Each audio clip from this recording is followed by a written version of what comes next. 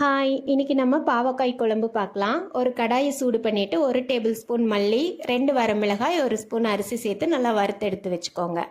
ஒரு கைப்பிடி அளவு தேங்காய் துருவல் சேர்த்து வறுத்துக்கலாம்.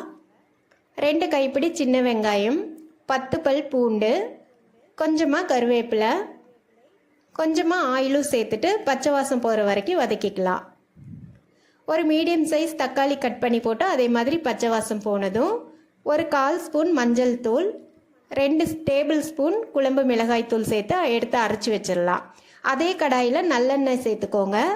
ஒரு 10 சின்ன வெங்காயம் சேர்த்துக்கலாம். கொஞ்சமாக கருவேப்பிலை, கட் பண்ணி வச்ச பாவக்காயும் சேர்த்துட்டு ஒரு 5 நிமிஷம் நல்லா வதக்கிக்கோங்க. கசப்பு போயிடும். நல்லா வதங்கினதும் ஒரு எலுமிச்சை சைஸில் புளியை கரைச்சி ஊற்றிக்கலாம். புளி ஊற்றி ஒரு கொதி வந்ததுமே நம்ம அரைச்சி வச்ச மசாலாவையும் சேர்த்துக்கலாம். மசாலா சேர்த்துட்டு தேவையான அளவு தண்ணியும் இந்த ஸ்டேஜில் சேர்த்துக்கோங்க. மீடியம் ஃப்ளேமில் வச்சுட்டு ஒரு 5 நிமிஷம் நல்லா கொதிக்க விட்டு ஸ்டவ் ஆஃப் பண்ணிடுங்க.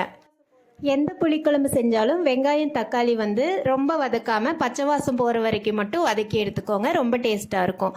இந்த ரெசிபி பிடிச்சிருந்தா லைக் பண்ணுங்கள், ஷேர் பண்ணுங்கள், சப்ஸ்கிரைப் பண்ணுங்கள். தேங்க்யூ.